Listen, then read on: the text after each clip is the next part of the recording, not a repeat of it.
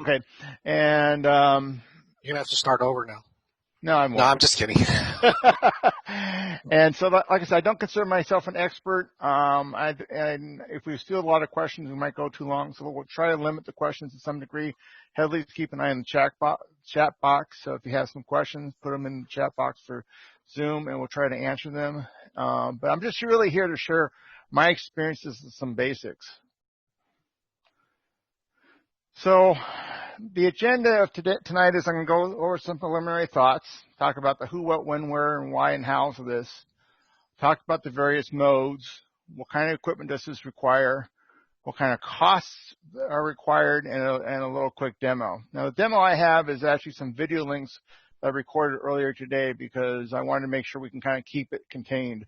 Especially this hour of the night, sometimes there's a lot of people who tinker with Winlink.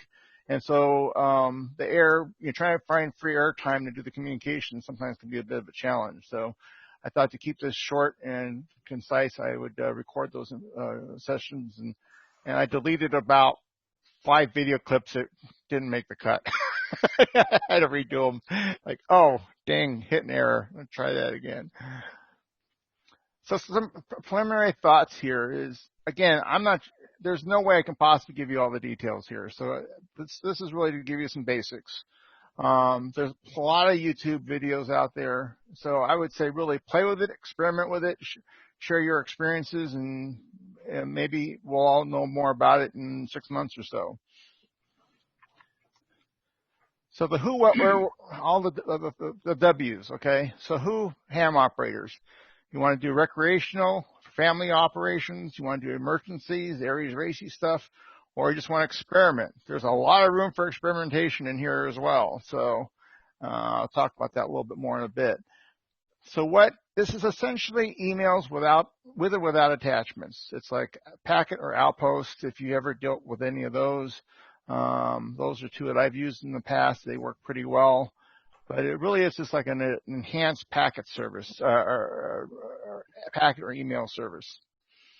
So whenever, but like I said, it does get busy. Patience might be necessary, but there's a lot of different modes you can use.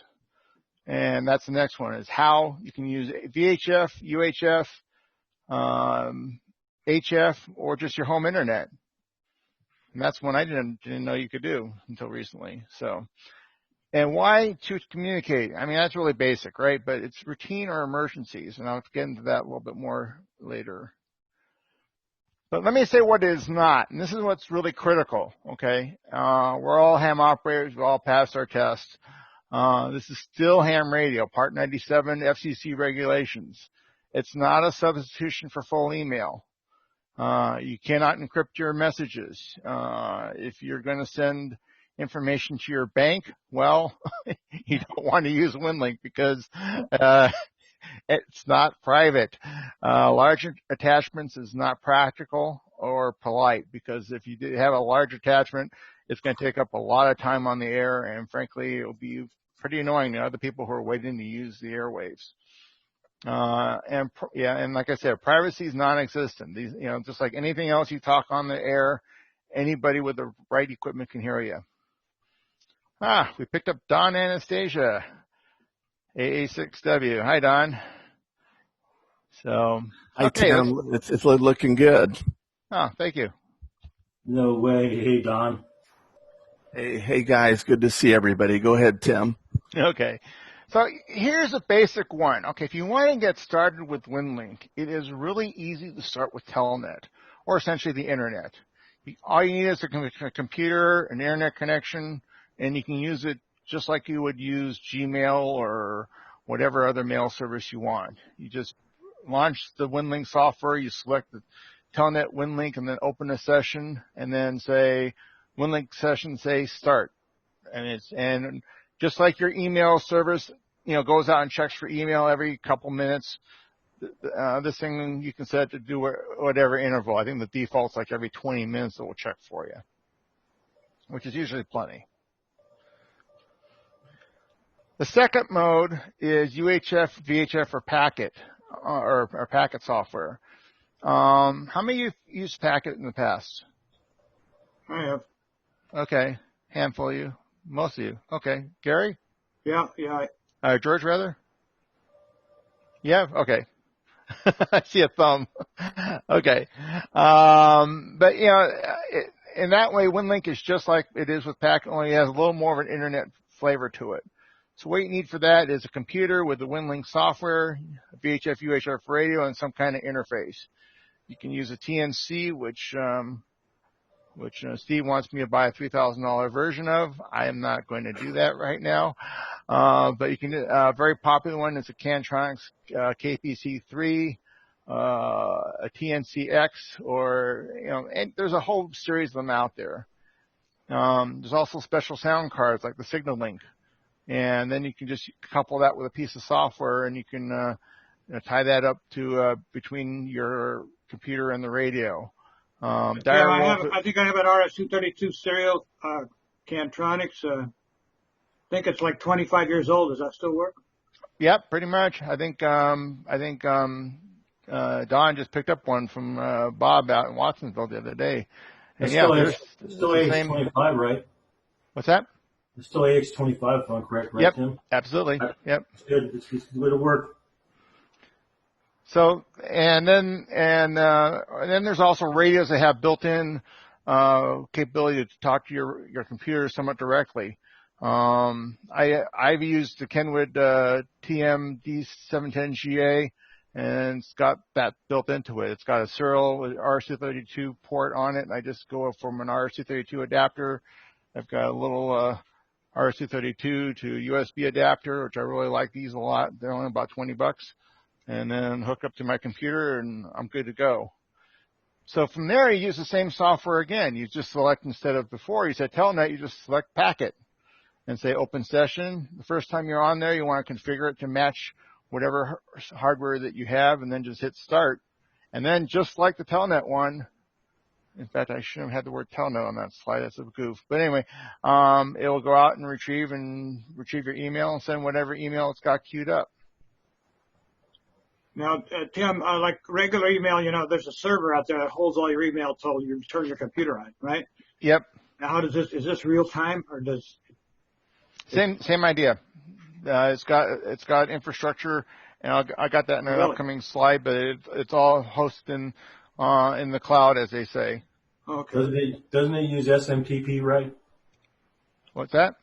Doesn't it use SMTP protocol, right? Probably. Yeah, it does. Okay. I don't know. Anyway, it works. Mail transfer protocol. Yep. Any questions, let me know. Okay. And then there's here's a part that I didn't understand, which is the HF Pactor. I'm not sure how it's pronounced. ADROP, ADROP. Vera is the one that seems to be the up and coming one. If you go out and look for stuff about how to make Winlink work on HF, a lot of people talk about Pactor.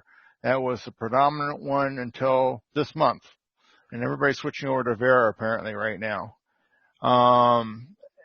Equipment that's required, same kind of thing. You need a computer with Winlink software, an HF radio this time instead of a VHF, UHF radio, or you might have a radio that's got both, and some kind of interface. And again, the same type of thing, but it's got to be able to work with your HF radios. So again, you got some radios that have them built in. I use my ICOM 7300.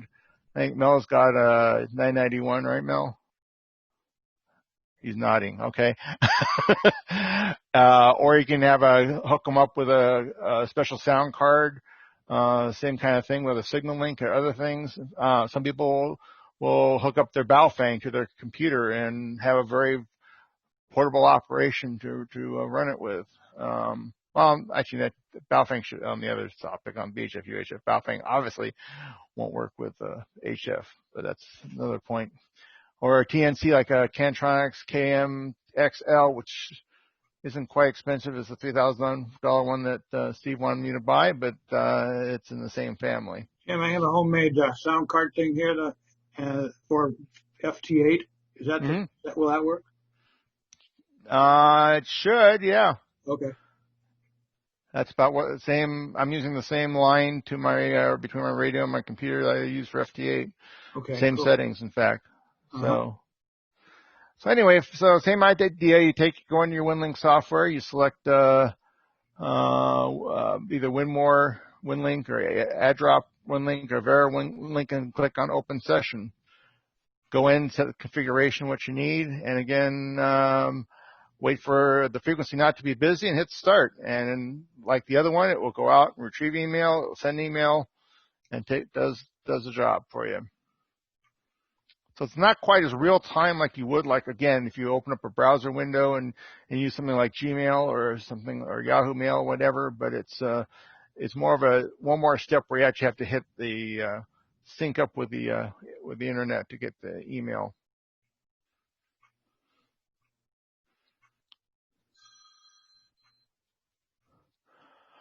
So again, one of the things I guess you can also do is over the air you can use Winlink through a server, much like Gary we were talking about a second ago, just like a traditional email service, or you can also do point-to-point. I haven't done much with point-to-point because I don't know that many people doing Winlink yet. But again, maybe we'll start playing with that.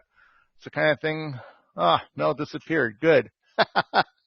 But Mel would love to probably play with. But or we can see if we can get a point-to-point link between us and San Juan Bautista, and see if Don wants to tinker with that. But there are literally, when you open the Winlink software, there's about of different protocols, about close to 20 of them. And I've only played with about 4 of them I'm talking about here. So, it's very expansive, and I'm just going to cover some of the basic ones. Probably the more simple ones. So anyway, but the modes are interchangeable. This is where I got into trouble because, again, I always thought I understood the Winlink, because I actually tinkered with Winlink in the past and used it like I would with the packet program. And I understood that fine, but I really didn't understand how it worked with HF. And then I just realized what happens is you got the basic Winlink software, but then you got different sub-programs. One to go out and use your home internet, one to use packet, one to use the HF modes. And there's, like I said, there's about a dozen other ones out there. And so really your base software is just a piece of software that runs on Windows that you use for your email, but it just got different attachments to go to different types of sources. And so that's where it all links together. And that's why I came up with a slide deck, because frankly, I went through and I was going through reading up on this, and no one really explained that single point to me on a single slide. It drove me bananas, because like, okay, I understand how you work with one, I understand how you work with the other, but how they work together, they work together. It's one thing, but somehow no one really explained that I could find. So, or I'm too dense and didn't quite understand it. Very possible there too. So this is my setup here. It's everything but my computer is here. But like I said, I got my Kenwood there in the upper left-hand corner of my box, and that the left side hooks up to our repeater, and the right side I have hooked up. Actually, on that picture, it's hooked up to APRS. And then I got my HF rig on there as well. And that's all I needed. I got my antenna tuner in the bottom left right-hand corner, and a sound card, or a sound processor for HF work. But so I have one radio for HF, one for UHF, and then I hook them up with the computer through my USB port. Okay, let's see. Okay, one thing you can also do with Winlink is not only send just basic emails, you can also send forms.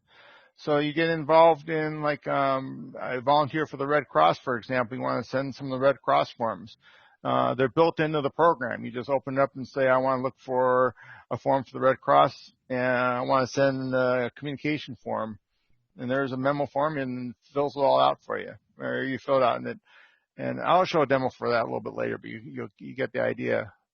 But California's got their Office of Emergency Services forms, and ICS, the Incident Command System, the federal standard for emergency responses. Those forms are built in.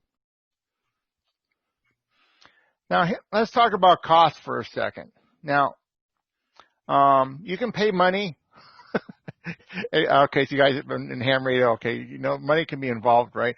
We're not supposed to profit off it, but you can spend a lot of money on a lot of equipment. Everything I'm about to demo here, I will tell you, I have, other than my equipment, I haven't paid a cent yet. And I say yeah, because I probably will give in and pay some, because it's, you know, software developers need their efforts, and sometimes they want some help, and they're not doing this for their profit either. So, the Winlink software can cost $24 per call sign. And, if you don't pay the $24, a message like the yellow window you see there will pop up every so often saying, "Will you donate, please?" For the Vera HF one, again, that window will pop, the white window will pop up every so often. But you can just say continue to evaluate, and you'll stay in the evaluation mode. And the mode is essentially about the same speed the old Winlink system, Winmore system was. See, what was the old standard. But if you pay the extra money, they've got some new software that runs a lot faster.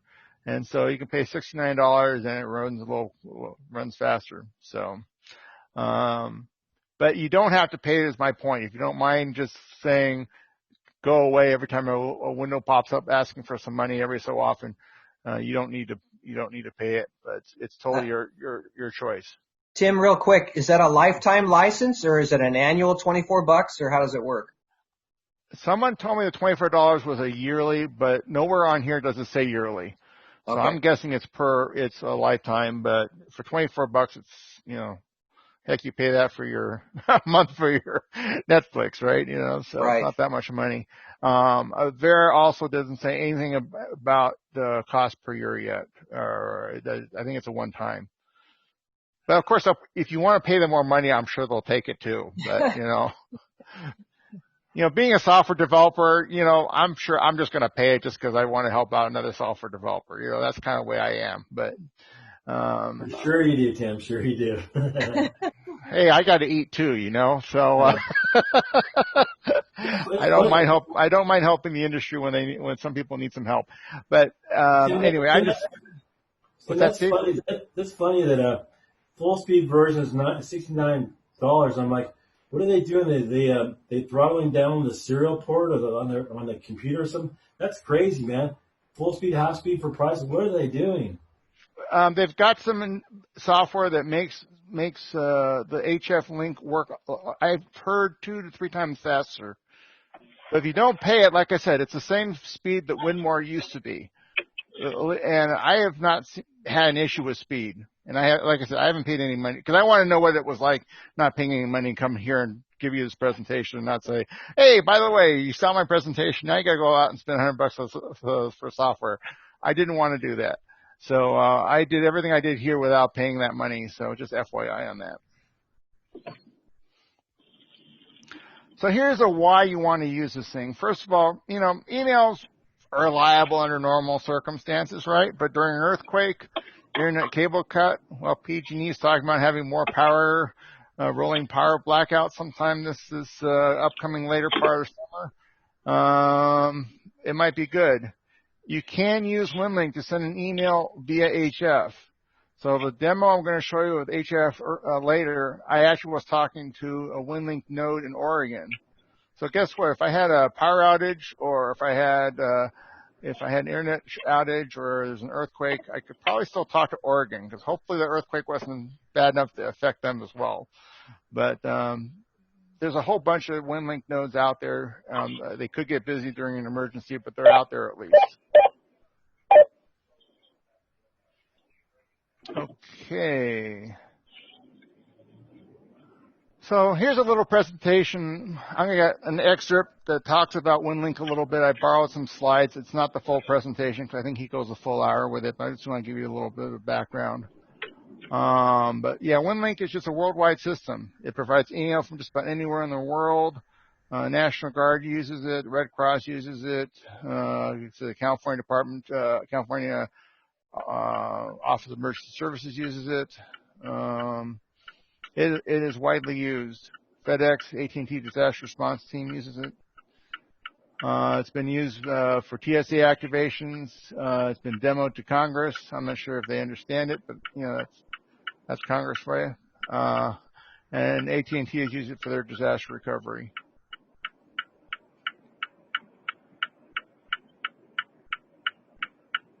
So someone's ticking behind me.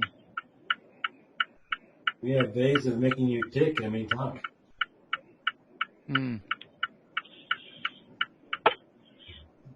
Thank you, whoever that was.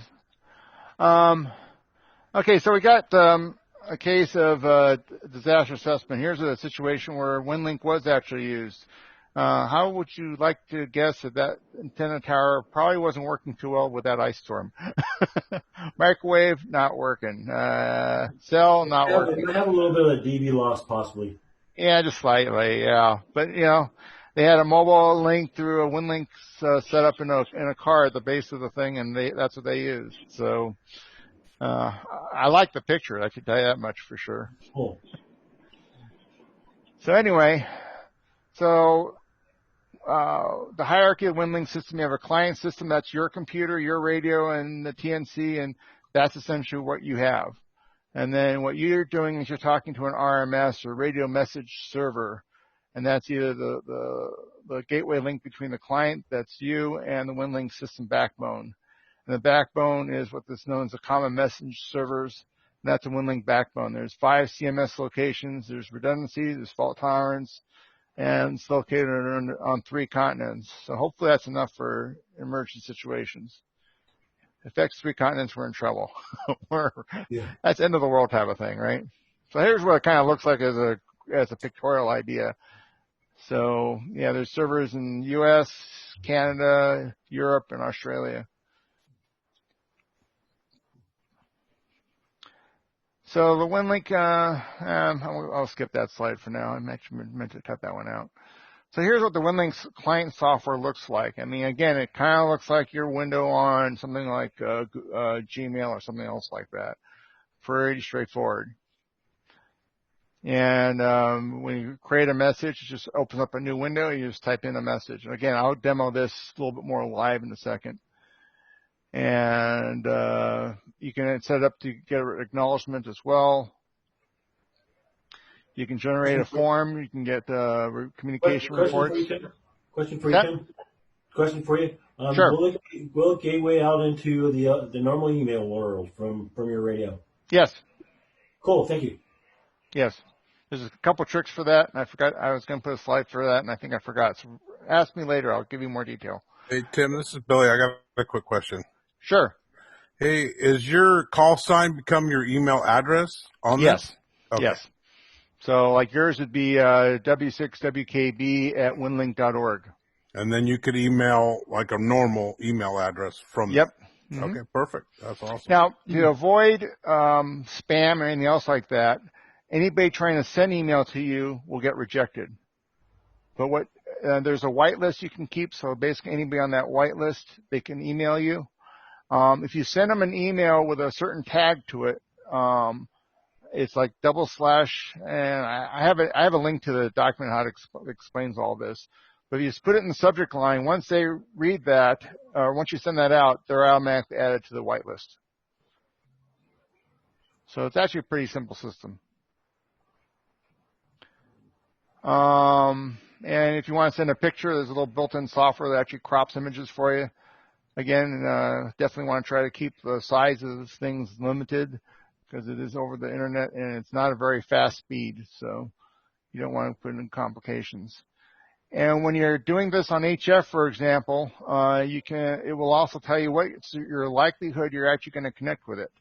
You can take this table. In this case, it's showing various Winlink nodes that are out on different frequencies, and it gives you your percentage of likelihood path, that path will be a success.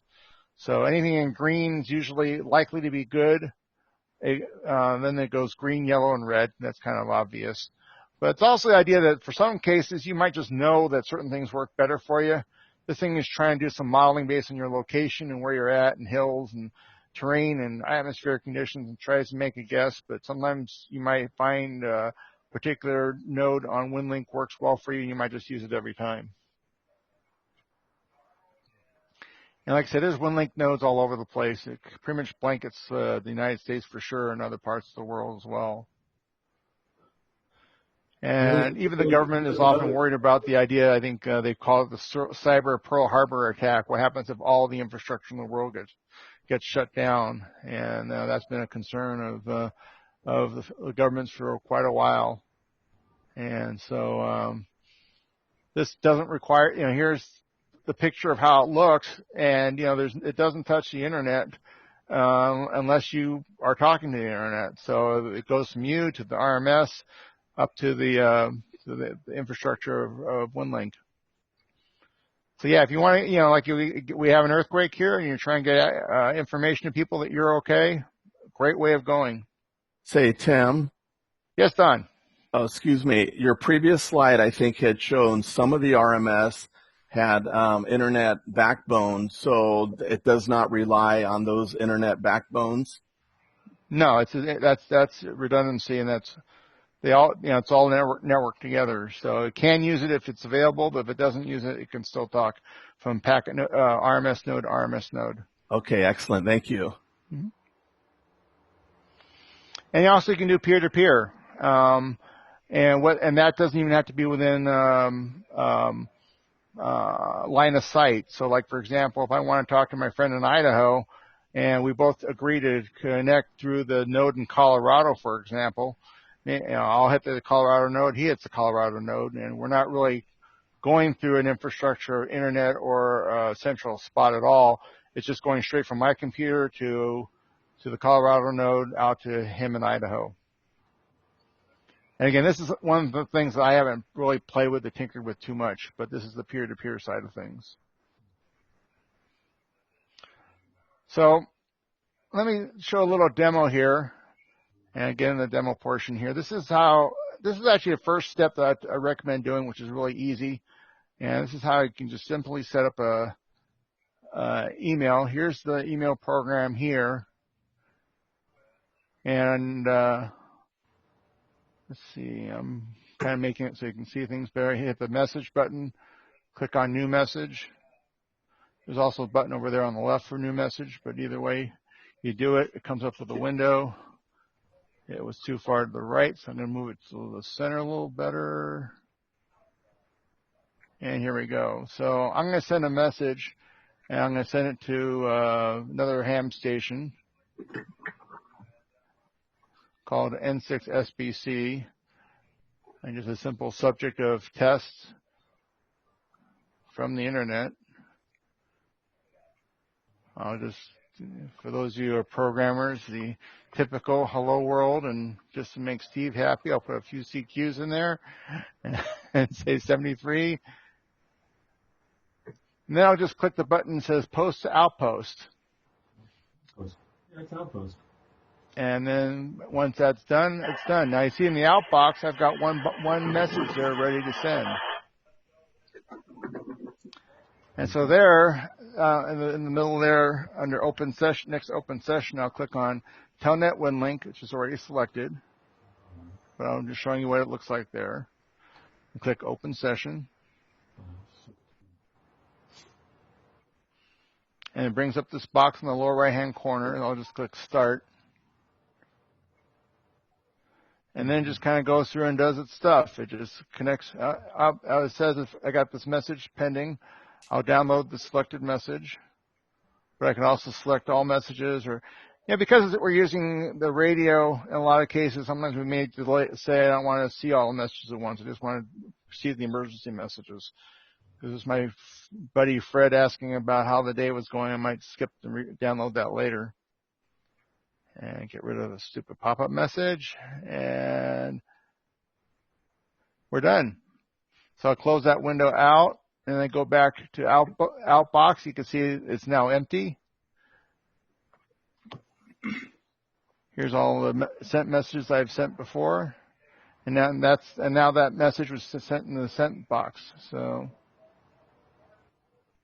And I actually got this incoming email. I don't remember. I don't think I looked at that. So we're done. So that's really simple, right? It takes a couple minutes, and I did open it up. So this is a message I sent myself earlier.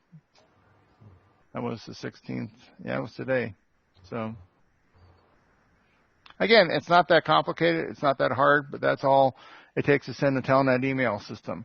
I recommend doing that because it's easy. You don't have to do much. You can do it while watching TV, and it's pretty easy to do. Oops, I didn't mean to do that. So for packet, it's a little bit different, but it's almost the same.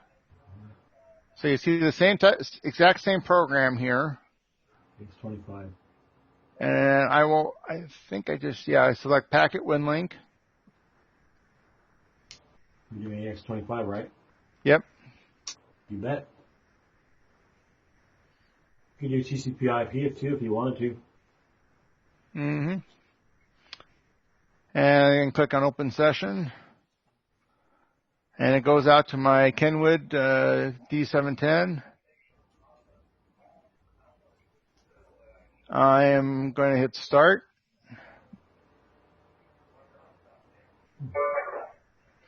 And now you can kind of hear the modem noises in the background, but it's connecting to the RMS node on Crystal Peak. That's over, just looking over Morgan Hill there. That's N6HM site. Howard owns those towers. This is kind of like me now. And again, here's my choices. I can download it or hold them to later. I'll go ahead and download the messages.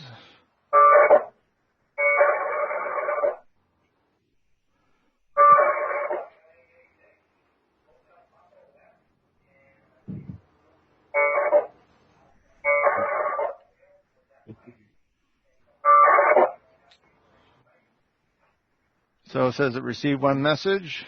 Nothing message received. Took 46 seconds. Not bad. And disconnected. Now, if that was busy, if this network was busy, it would take you maybe 5-10 minutes. Well, could be. That's No, why. you got- That's you got why I nothing on there right now, dude. that's why I pre-recorded these, right? So. I know what I'm saying. So if you double click on that, you can open it up and you can see that's the message we sent earlier from my own personal ID. Hello world and CQCQ. So I can choose to reply to that. And I'll say hello back or something like that. I forget what I say. Hello Tim. I don't know who Tim is. Keep it in ACK and Where are you? 73 me. And again, just like before, I'll say post to outpost. And so you see I have one box in my outbox.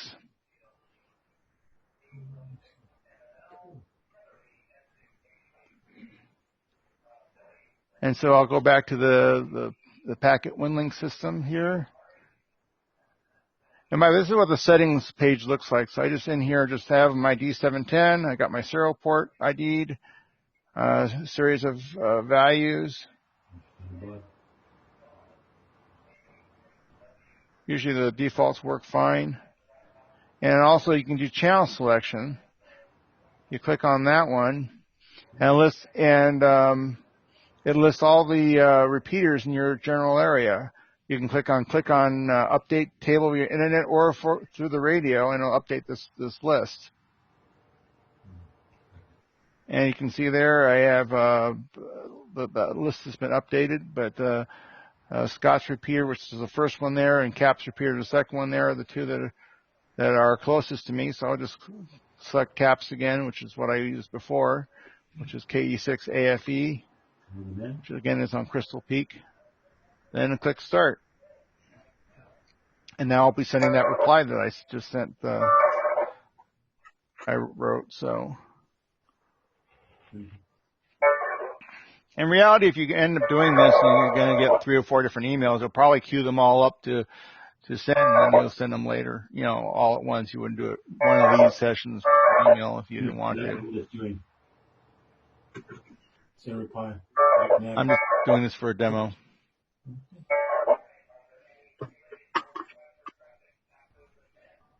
There we go. And we're done. I can tell just by hearing it. That's how good I am, Tim. I know, Steve. Yeah, try me. End of session. Yep, that's it. Disconnect the recorder and disconnect the radio from the computer, so we're pretty much done. I think that's all I have on this demo. Let's see.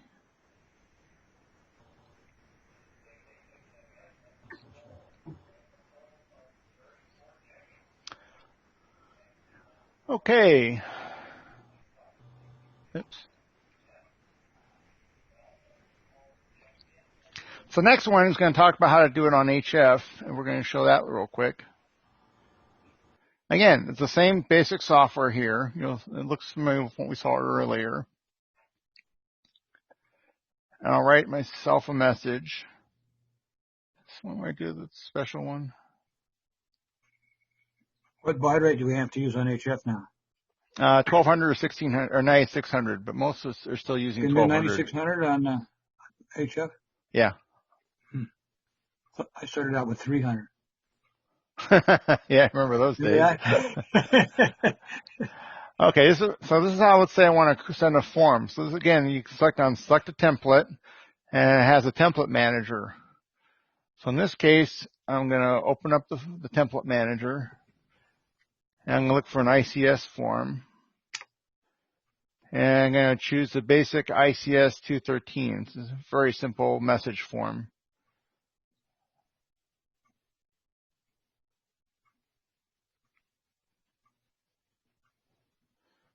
So when I select that, it opens this window up in my web browser.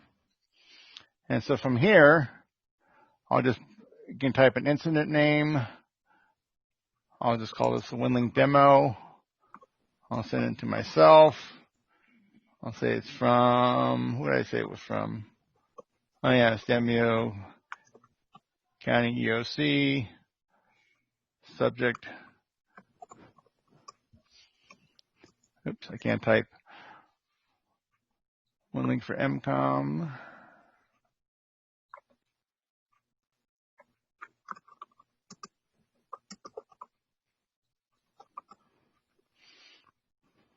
And it's best to fill out all these blanks.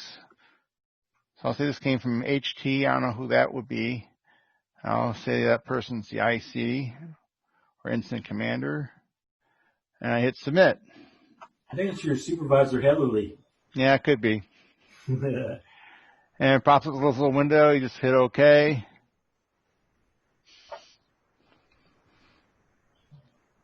And let's see here. I had a little problem finding. Okay, so here it is. So you can see what it ended up doing. It took that complicated form that had all the graphics and other things. That one didn't have too much graphics, but it basically just broke everything down into the required text. So I'm going to send it to myself, and again post it to the outbox. And this time we're going to send it over HF. So we're going to go over to Open Session and select Vera HF and click Open Session.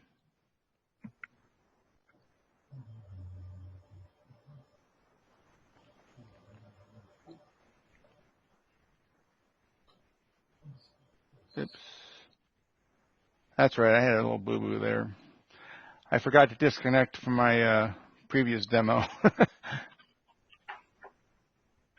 I think I fixed that in a second here.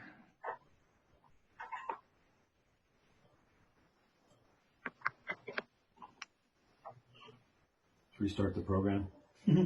Yep. So.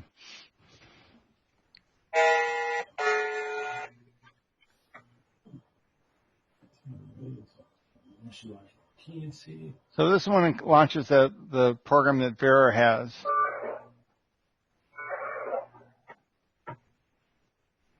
You got a high-speed serial port right there, a 19.2 baud. That's not bad.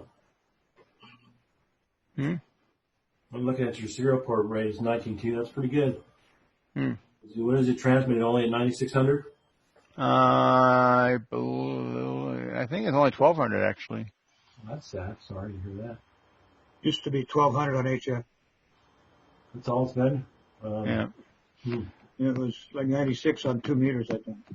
Yeah, I could do 96 on 2 meters, but I can't do more than 9600 on each. Ah, Mel's back.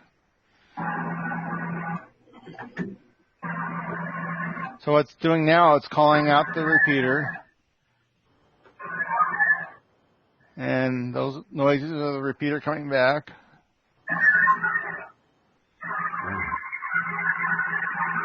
And here's that little flash thing. Do you want to continue to evaluate? Do you want to buy now?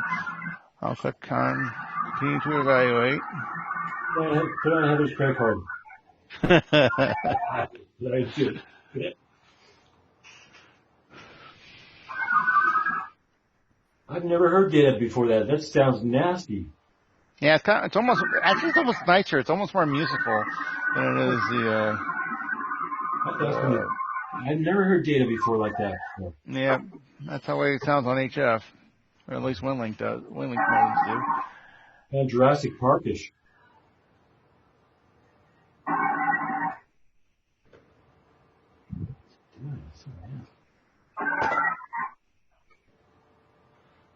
Doesn't sound right. Doesn't sound right. How can you get anything intelligible out of that? you know what I mean? Tim, there's no, I don't hear, there's no data in that. It's all noise. There is data in there. I can tell you Really? It works. Really? Okay. I've never heard that before. It sounds like there's another one out there that has a similar sound to it on, I can't remember what it's called, that's on HF. It's the T-Rex, the Velociraptor. Whoa.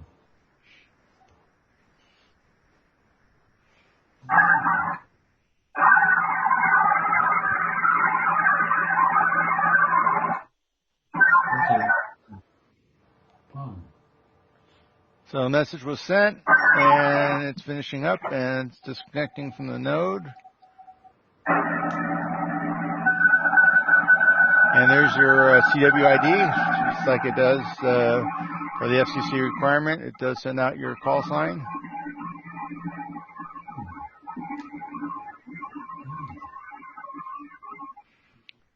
And we're done. Message sent. Say, Tim. Yes, sir. Quick question. You were showing, so it's HF. It was on 7100, and the center was like 7101.5.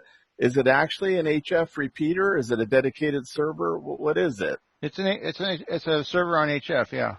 And so there's a bunch of them out there.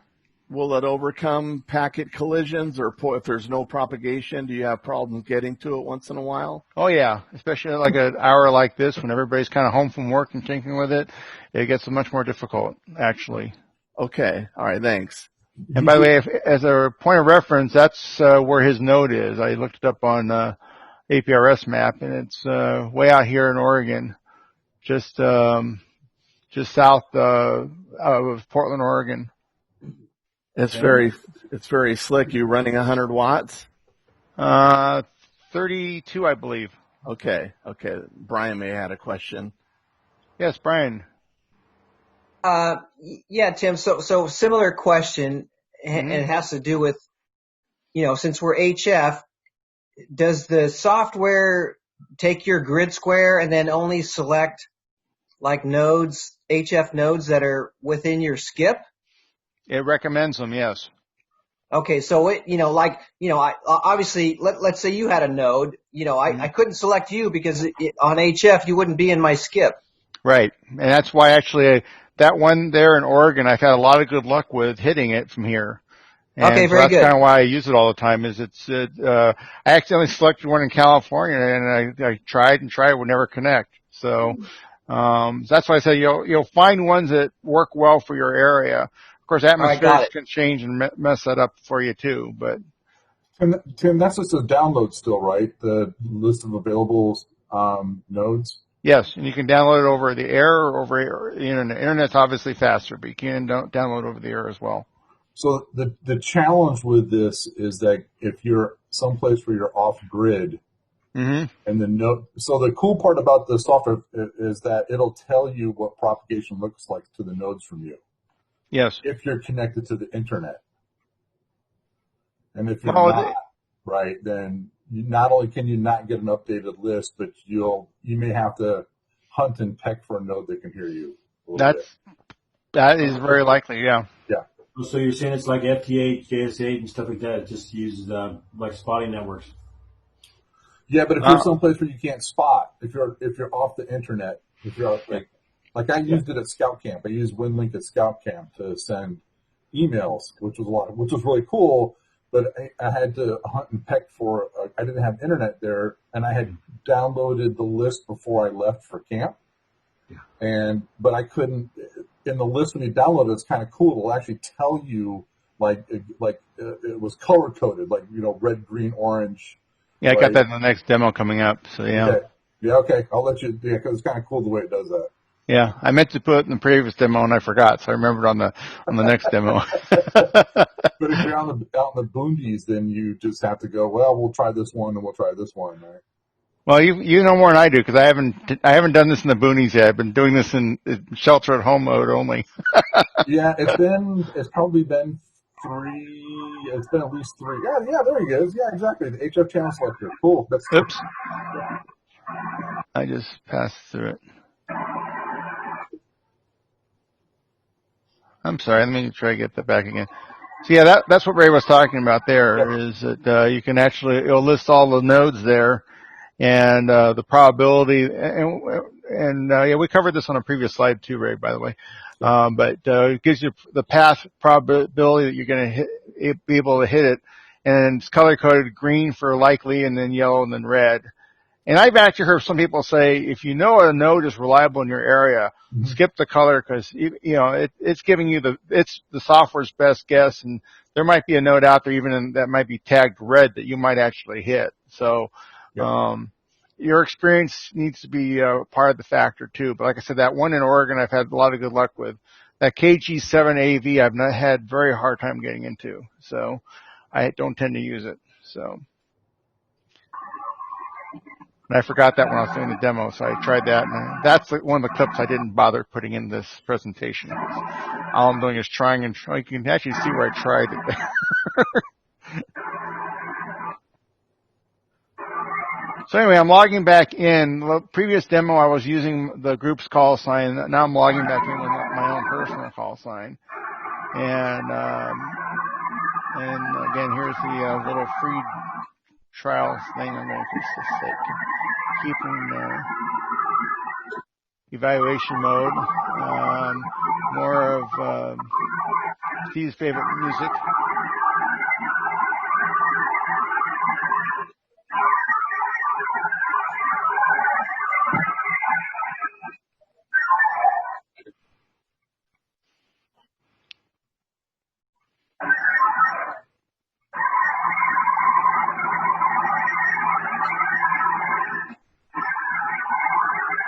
When did you show up, Ray? I didn't see you come in. Sneaky like that. I see that. So there I got 2 messages that are queued up, so let's go ahead and download both of them. Funny thing, I told people to do this all along, and they finally do it. It's JS8 FT8 basically. Anyways, this is the way to do it. You don't do packet. This is not packet. It's not packet PC. That's packet on HF, right? I mean, yeah, it's JS8 FT8. It's a digital protocol. Yep. It's not packet. Anyways, I tell people this all, and people should listen. Yeah, whatever.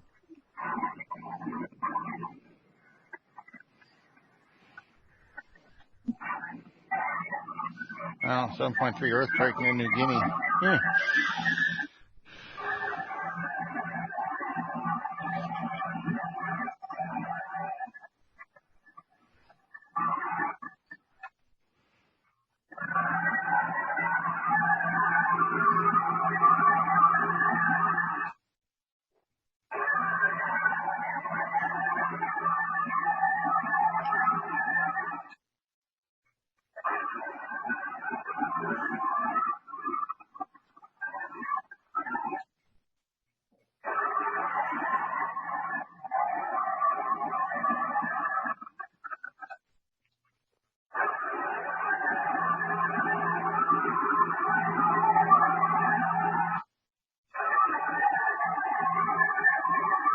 Yeah, a little glitch there. I just saw that little SN area there was the signal to noise was hitting a little bit of an issue there. So that's what took a little longer there, which could happen.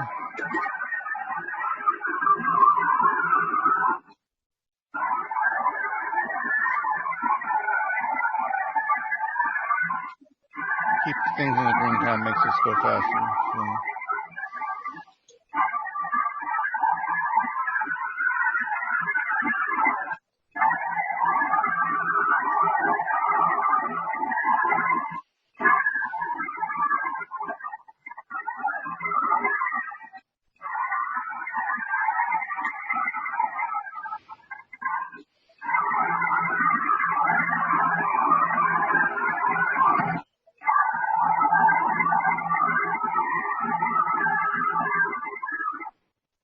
Oops. Uh-oh.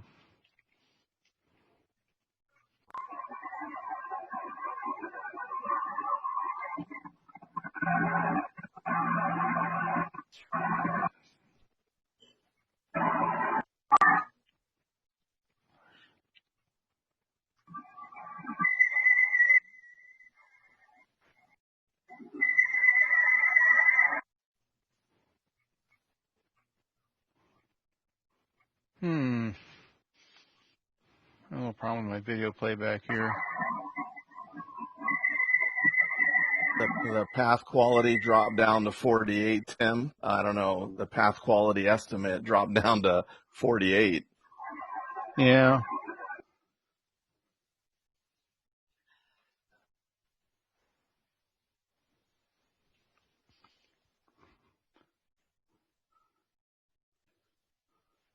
Well, the video went a little bit better as I recall, but it looks like it's...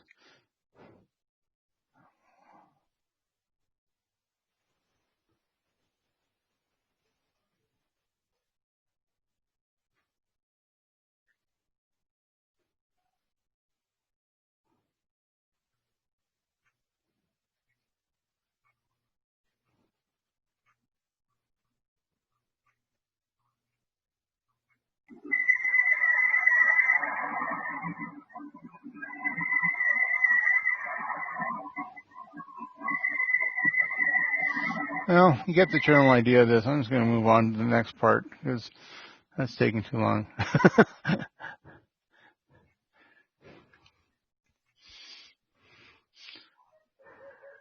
So I'm going to go back to the original one, which we were talking about earlier, which is just go through on Telnet and then show what it looks like on the receiving side. Because there are a couple of things you can do that's interesting with this.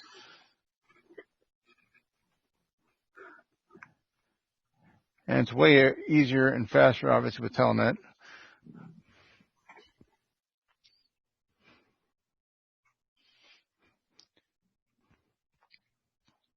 And one thing that I like to show you here is once this is done, it takes about another couple seconds. Come on, hurry up.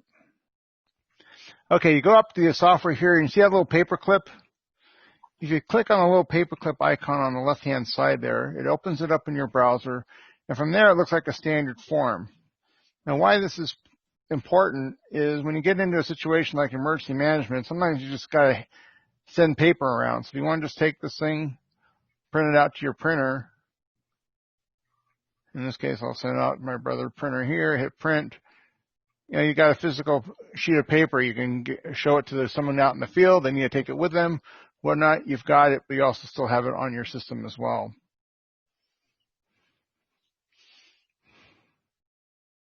That's actually pretty cool. Tim, is that strictly Telnet? Is that involving Winlink at all, or strictly Telnet? That's just using the internet, your hosted internet. So, like I said, actually that works pretty well when you just want to experiment a little bit and don't want to take up the bandwidth or the time to hook up your radio and everything else like that. You just want to get familiar with Winlink a little bit. It's not a bad way of going. Actually, it's a good way to get registered initially, just to get your ID set up, or your ID and your software set up. So here's what it looks like when you print it out. It's just a standard general ICS. For those of you taking ICS classes, the standard ICS 213 form. It's got all the information we put in there, as well as a reply. I replied back. we actually have a document. We can just take it around, and if someone else needs to see it, they've got it. At the end of the day, sometimes if you do anything with emergency operations, at the end of the day, you may want to know who talked to who or whatnot. And here's an ICS 309. You can actually document all the information that went in and out of your location. And someone says, well, how come you didn't take this particular message? And you say, well, here, at 1911 hours, here was the email that I received. You've got it right there in black and white. So it's makes it very handy to document your operation afterwards. So what does it take to get started? You can go out to winlink.org. You can download the software. Once you download the software, you can actually go through on settings and just put your call sign in. It'll want a backup email address, so put in your own home email. And once you do that, it'll send out, like just about every other system out there, right? It'll send you a confirmation to confirm that is your email. And from there, you can just start with Telnet. Watch a movie, take your laptop on your lap, and send yourself some emails. See how it works. You can tinker with it as much as you want. Are there any costs involved, Tim? You missed that slide, Mel. I guess so. Everything I've done demoed here did not cost any money. I saw you clicking on that trial or whatever. So right. If you don't mind a few nag messages here and there asking if you'll donate to help their effort, you can make those messages go away, but they're not required. Copy. On the HF side, I have heard you get better speed out of it because you do get the enhanced compression software if you pay the extra $69. You say you needed a modem to run this thing, right? You need some way to hook up your computer to your radio, right? The radio itself does not come with a modem port then? Oh, mine does. Some do. Yep. Some have a digital port, some don't. Okay. I mean, in my personal case, I used to have a signal link to hook up my Yaesu 8800 with my computer, and I did have a problem where I don't know if it was in the signal link and the cabling and the plug on one side or the other side. At one point I just said, you know what, I give up. I'm just going to change the radio. And also because I also use it for APRS as well, and that particular radio has a lot of good APRS features built in. So that's one reason I went with that particular radio. Can you use a sound card? You can, yeah. That's what a signal link essentially is. It's an external sound card for your computer. Benson, the terminal node controller, the TNC, becomes the radio modem. Hey Ray, on the 991, do you need anything special other than the data cable? One USB cable does it all. Sounds beautiful. Good. Yeah, yeah. And then so the other part is with the 9100, right? I can even do the local Aries Races packet, right? So this is obviously Winlink is an extension of that with the forms and everything over HF. Mm-hmm. I can just bury a packet on the 991 because I have the 2 meter and 440. Right. Say, Ray, there's two variants of the 991. Do you need the 991A? Is that correct? What's going on with that? I just said the 991 works great. Yeah, they came out with a later revision, but that's fine. All right, thanks. I've heard the A's got a lot of nice updates on it, but I don't know the details of it. The primary update on the A was the real time waterfall.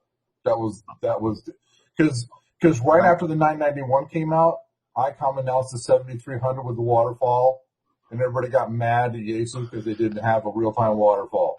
So the only significant difference is the real time waterfall. Okay. You're right. Thanks. And I don't ever use the waterfall anyways. I don't even care. No, I like the waterfall on my 7300, so I can what can I say? I never use it. Yeah. So anyway, oh, sorry, go ahead. Can you run the Winlink software on your Android phone? No. Oh, okay. There's a lot of people experimenting with Linux, I hear, and there's some people experimenting with Mac, but I have heard it's really problematic. There are, I think, a bunch of people who are trying to do some ports of that software for Apple or Linux, but I have heard they're not reliable. You can use, Benson, you can use Echolink on your Android. To connect to the 991 as a digital modem? Repeaters all over the country. It's very slick. Oh, you're talking about a separate thing. I was thinking if you need a laptop in these situations where you're sending email to Winlink, you may be short on electricity. So the less you use, the better. And the more options you have, the better. You can use a Raspberry Pi. Raspberry Pi will run it. Oh, run Winlink? Yep. I didn't know that. Okay, that's interesting. Good to know. Then do you just VNC in with your smartphone and control it that way if you don't have a monitor set up? Well, you'd have to. I mean, there's going to be extra steps, obviously, right? So you're going to have to deal with the audio drivers from your particular radio. You're going to have to.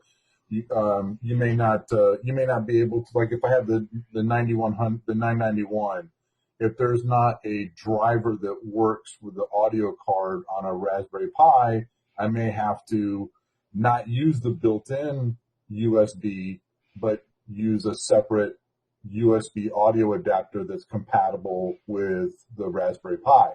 So there's going to be trade-offs in making any of those kinds of systems work, right? It's going to be, that's why we're amateurs, right? We futz with things.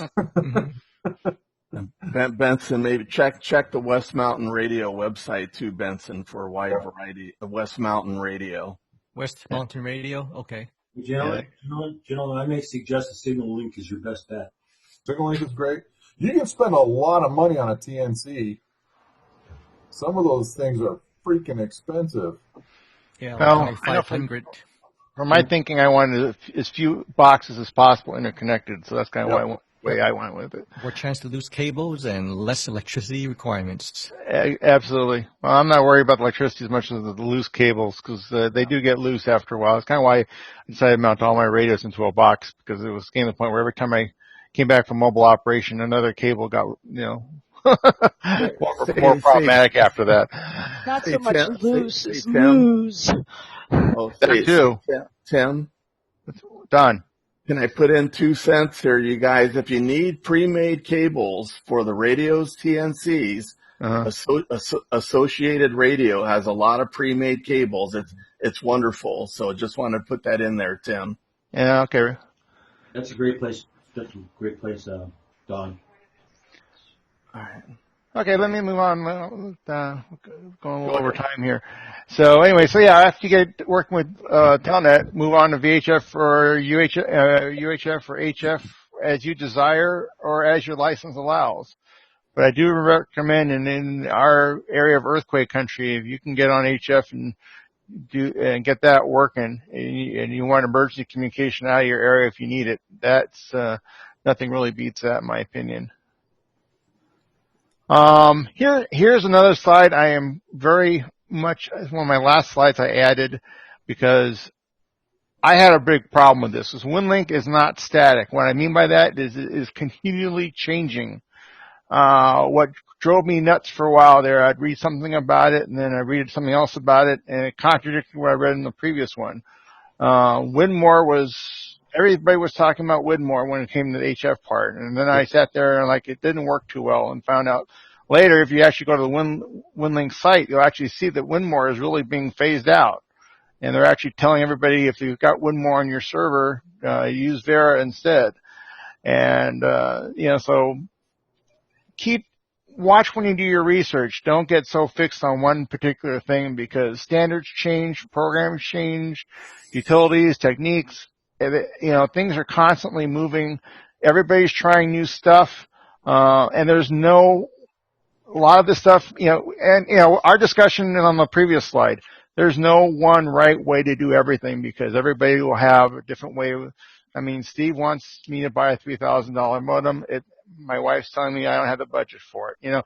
I didn't say you have to. I just read. I know.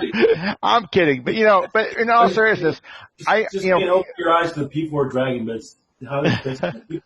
people where we bought it for the VA Palo Alto, they don't even know how to use it. Yeah, but if you're going to just run an operation out of your own house and that's all you care about, you're going to have different needs than someone like Ray who wants to set up by the reservoir and run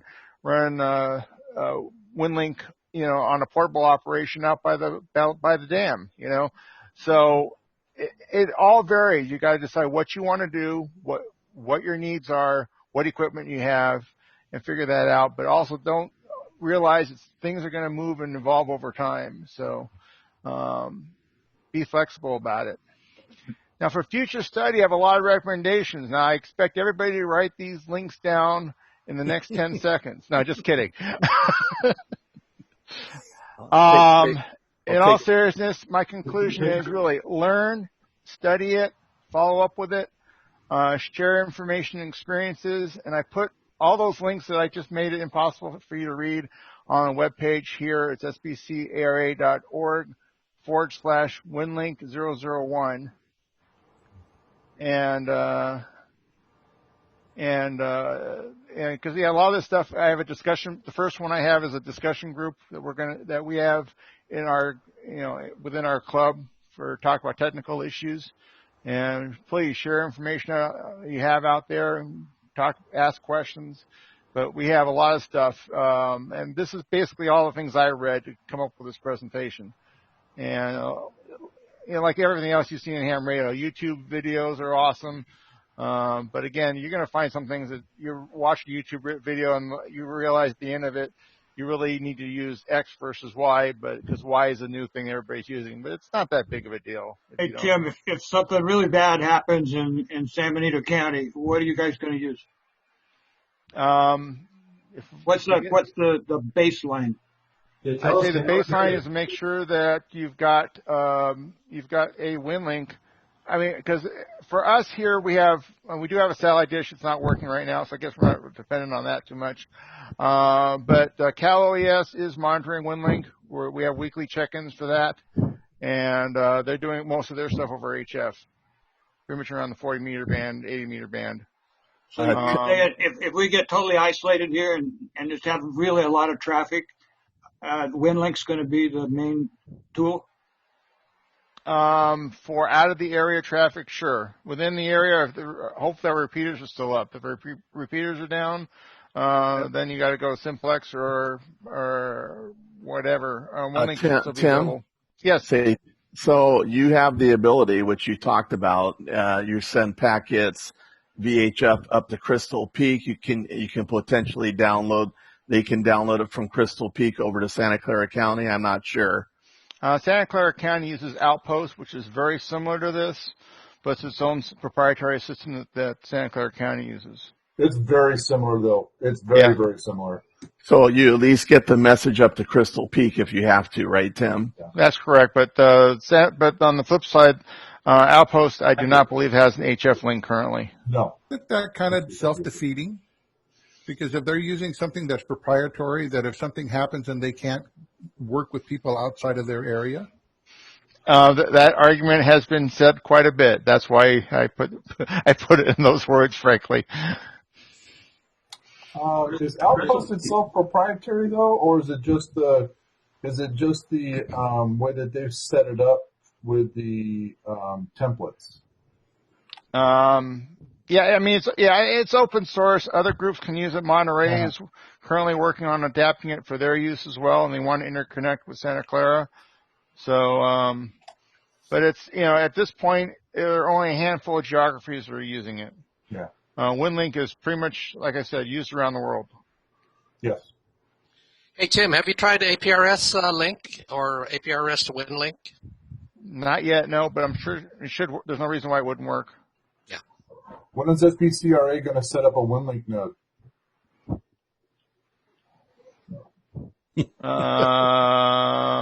We kind of do actually. We have our own email with N6SBC. Well, there you go. Packet, right? That's Packet, isn't it? Yep. That's not Winlink. That's Packet. What do you mean? There's a difference, right? Am I not correct? Winlink and your Outpost, that's Packet. That's TNC Packet. The Vera, that's GSA FTA. That's digital mode. Right, but it all goes back into Winlink. So you have a gateway. Okay. Do you have a gateway between Crystal Peak and Vera? We're in Monterey County, Tim, like you mentioned. We're hoping to do that, Steve. We're going to put potentially a KPC3 up here at Fremont Peak at the repeater site and be able to get those packets sent over to Crystal Peak, Steve. It would be a gateway. You're right. Go ahead. Yeah, thanks, Brian. You know the deal. We're hoping to put that together. Bob K6RMW, he's a magician, and I've talked to some of Jim up there, Oberhofer and Cupertino. He did develop Outpost, so I know Santa Clara County they would want to incorporate, I think, and bring in the southern counties. Good idea. Tim, are you recording this? Yep. Huh? Yes, I am. We can refer to it later. Mm-hmm. Well, what about other counties like San Mateo, Alameda, San Francisco? What are they using in the way of this? Is it Winlink or something else? Most likely Winlink. I only know of a few seats using Outpost at this point, and Outpost has been around for, about 15 years now. So. And those counties, I mean, just north, Tim, Gilroy, Morgan Hill, I think they've been working with Santa Clara County too. There's people in Santa Clara County that are testing the packet connectivity down in Gilroy and Morgan Hill, obviously. Right. Well, San Benito's in that system too. They're done. Oh yeah, absolutely. I'm putting together a packet station here the next week or two. Yeah, I mean, I check in on their packet net too, from here. Okay. Well, that's about what I had, everybody. Went a little bit longer than I planned, but that's okay, I think. Anybody else have any questions or thoughts or ideas or? No, that's a great presentation. Quick question, Tim. I'll